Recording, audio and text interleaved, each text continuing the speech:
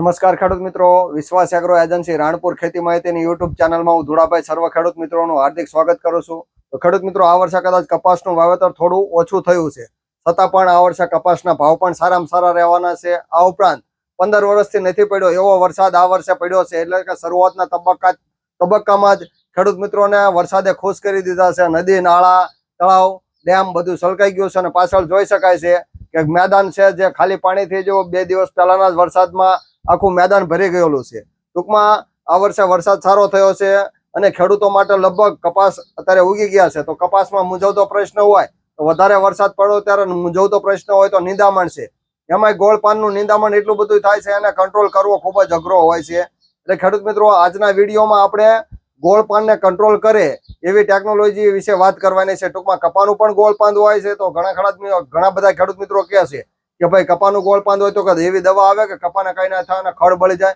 તો જરૂર ચોક્કસથી ખેડૂત મિત્રો, તો એવી દવા પણ આવે છે. ટૂંકમાં કપાસમાં થતા ગોળ પાન ઘણા બધા છે. સાટોડી છે, કણજરો છે, તાદળજો છે, લુણી છે, અમૂલ છે, દૂધેલી છે, નાળી છે, પછી ગાજર ઘાસ છે, કુબી છે, બોગદું છે, પોપટિયું ઘાસ છે, ભોય રીંગણી છે, લમડી છે, ચંદલવેન છે, નાળી છે. આ ટૂંકમાં ઘણા બધા જે ગોળ પાનના ખડ થાય છે, તો એને કંટ્રોલ કરવા ઘણા બધા અઘરા હોય છે અને ખેડૂત મિત્રો એને અસંખ્ય પ્રમાણમાં થતા હોય છે. ત્યારબાદ જો ખેડૂત મિત્રો નિંદામણ નાશક દવાઓ જોઈ વિચારીને યોગ્ય સમયે છંટકાવ કરવામાં આવે તો ઘણો બધો ફાયદો થાય છે. તો ખેડૂત મિત્રો, આજે આપણે વાત કરવાના છે જે ગોદરેજ કંપનીનું પાયના ટેકનોલોજી વાળું આવે છે. ટૂંકમાં જ્યાં સુધી પાયના ટેકનોલોજી વાળું ગોદરેજનું વસ્તુ મળે ત્યાં સુધી બીજા કોઈ હળવા નિંદામણ નાશક દવાઓ લેવી નહીં. તો એમાં આપણે પાયના ટેકનોલોજીમાં આપણે જે ગોદરેજ કંપનીનું આવે છે એ હિટવીડ. તો આ છે ગોદરેજ કંપનીનું હિટવીડ. હિટવીડનું ઝેર હોય છે પાયરોથાયોબિક સોડિયમ 10% EC ફોર્મ્યુલેશનમાં આવે છે. ટૂંકમાં આ ફક્ત અને ફક્ત કપાસમાં વાપરી શકાય છે. એ કપાસ તમારે બોલગાર્ડ 2 હોય કે બોલગાર્ડ 3 હોય, 4 હોય કે 5G કે 6G, ગમે એ કપાસમાં તમે વાપરી શકો. અત્યારે લગભગ બોલગાર્ડ 2 થી માંડી અને 5G સુધીના અલગ અલગ અવેલેબલ કપાસ હોય છે. તો ઘણા બધા અત્યારે ગામડે લગભગ 6G અને 7G પણ ઘણી બધી કંપનીઓ બનાવ્યા નથી, પણ ફેરિયા દ્વારા એવા બિયારણ પણ વેચવામાં. ટૂંકમાં ગમે તે કપાસના બિયારણમાં તમે વાપરી શકો છો. ખાસ તમારે કાળજી એ રાખવાની છે, આમાં નિંદામણ તમારે 2 થી 4 પાનનું હોવું જોઈએ.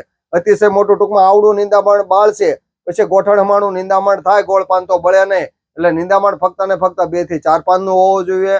ટૂંકમાં આનો છંટકાવ કરવાથી કદાચ કપાસ 2 દિવસ સહેજમ તો પીળો પડી જાય કે પાછો પડી જાય તો મૂંઝાવાનું નહીં. કપાસને કોઈ પણ પ્રકારની તકલીફ થશે નહીં. આ ગોદરેજ કંપનીની દવા ઘણા બધા વર્ષોથી ખેડૂત છાંટે છે, તો કોઈ પણ પ્રકારની તકલીફ થતી નથી. છતાં પણ તમને જો એવું બીક લાગે તો હિટવીડની સાથે તમે વિપુલ કે ટેરાસોપ, ધારો કે તમારે એ પાછું ના પડે કે પીળું ના પડે, તો એના મિશ્રણમાં તમે 25 થી 30 ml કે 40 ml વિપુલ કે ટેરાસોપ કે બીજી કોઈ પણ આપણે ગુણપની સારી દવાઓ મિશ્રણ કરી અને જો વાપરવામાં આવે તો ઘણો બધો ફાયદો થાય. અને બીજું કે ગોળ પાન અઠવાડિયા બળશે. ઘણા બધા ખેડૂત મિત્રો સાટીને તરત કે ધુડાભાઈ હજુ ખડ બળ્યું નથી. એટલે ટૂંકમાં ગોળ પાનને બળતા અઠવાડિયું 10 દિવસ લાગે. એટલે ખેડૂત મિત્રો બહુ ઉતાવળ કરવી નહીં. આ ઉપરાંત બીજું, તમારે આ દવાનો છંટકાવ ત્યારે જ કરવાનો છે જ્યારે તમને મજૂર ના મળતા હોય, અથવા તો હાથ નિંદામણ શક્ય ના હોય, અથવા તો મજૂરથી આ ખડ નીકળી શકે એવું ના હોય ને પુષ્કળ પ્રમાણમાં ખડ થયું હોય, ત્યારે જ આ તમારે એનો દવાનો ઉપયોગ કરવાનો છે. એટલે ટૂંકમાં તમારે મજૂરની અછત હોય, ટૂંકમાં મજૂર એટલા બધા 400-500 રૂપિયા આપે, મોંઘી મજૂરી હોય, છતાં પણ મજૂરો મળતા ના હોય ને નિંદામણ કાઢવું અશક્ય હોય, ત્યારે વરસાદ વારંવાર પડતો હોય, ખેતરમાં જઈ શકાય એવું ના હોય, ત્યારે જ આ ગોદરેજ કંપનીની દવાનો ઉપયોગ કરવાનો છે. તો તમને એ તમારા પૈસાનું પૂરેપૂરું વળતર મળી રહે. અને આ ઉપરાંત બીજી વાત કરીએ કે ખેડૂત મિત્રો, હવે આ તમે દવા છાંટી તો સારા પરિણામ માટે શું તમારે ધ્યાન રાખવું જોઈએ. ટૂંકમાં તમે કોઈ પણ કંપનીની કે ગોદરેજની હિટવીડ દવા છાંટી તો તમારા સારા પરિણામ માટે કઈ કઈ બાબતોની કાળજી રાખવી એના વિશે વાત કરીએ. ટૂંકમાં પ્રયોગ કરતી વખતે જમીનમાં ટૂંકમાં યોગ્ય ભેજ હોવો જોઈએ. મેં હમણાં કીધું એમ કે વારંવાર વરસાદ પડતો હોય, મજૂરની અછત હોય, ત્યારે તમે જો આ જમીનમાં પૂરતો ભેજ હોય ત્યારે જો દવાનો છંટકાવ કરો તો તમારે ઘણો બધો ફાયદો થાય છે.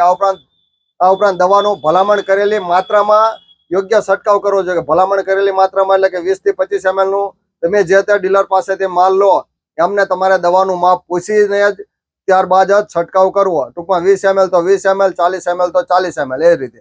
ત્યારબાદ છંટકાવ કરતી વખતે તમારે ખાસ કરીને પટ્ટી ફુવારાનો જ ઉપયોગ કરો તો ઘણો બધો ફાયદો થાય. ટૂંકમાં પટ્ટી ફુવારોનો ઉપયોગ કરો એટલે નિંદામણ એકદમ વ્યવસ્થિત પૂરેપૂરો ભાગ પલળી જાય અને સારું રિઝલ્ટ મળે. ટૂંકમાં નિંદામણનો પૂરેપૂરો ભાગ પલળી જવો જોઈએ. આ ઉપરાંત તમારે એકદમ ચોખ્ખું પાણી લેવાનું છે. ચોખ્ખું પાણી, ખાડાનું કે વરસાદનું પાણી ચાલે નહીં, જેનાથી રિઝલ્ટ તમને ખેડૂત મિત્રો ઓછું મળે છે. આ ઉપરાંત છંટકાવ કરતી વખતે તમારે બહુ ઝડપથી ઉતાવળું પણ ચાલવાનું નથી અને ધીમે ધીમે માંદાની જેમ પણ ચાલવાનું નથી. ખડ કે નિંદામણ વ્યવસ્થિત રીતે પલ્લી જાય એ રીતે જો છંટકાવ કરવામાં આવે તો સારી રીતે દવાનું રિઝલ્ટ મળે છે. તો ખેડૂત મિત્રો, આ જે મેં વાત કરી છે હિટવીડ મેક્સ તમે વાપરો તો કે 20 ml નું માપ હોય છે, એની સાથે તમે કુણપને વિપુલ દવા પણ વાપરી શકો છો. અને આ ફક્ત ને ફક્ત ગોળ પાન જ બાળશે, 2 થી 4 પાનનું ખડ હોય ત્યારે છંટકાવ કરો તો ઘણો બધો ફાયદો થાય છે. તો ટૂંકમાં આજે આપણે જે કપાસના નિંદામણમાં હિટવીડની વાત કરી છે, એ આ વિડીયો તમને સાચો અને સારો લાગે તો બીજા ખેડૂત મિત્રોને મોકલજો. હવે પછી આનો વિડીયો બીજો વિડીયો આપણે એક જે નવી ગોદરેજની દવા આવેલી છે, ટૂંકમાં આનાથી સુધારેલું વર્ઝન છે હિટવીડ મેક્સ, એના વિશેનો વિડીયો બનાવશું. ત્યાં સુધી અમને રજા આપો. આવજો. આભાર.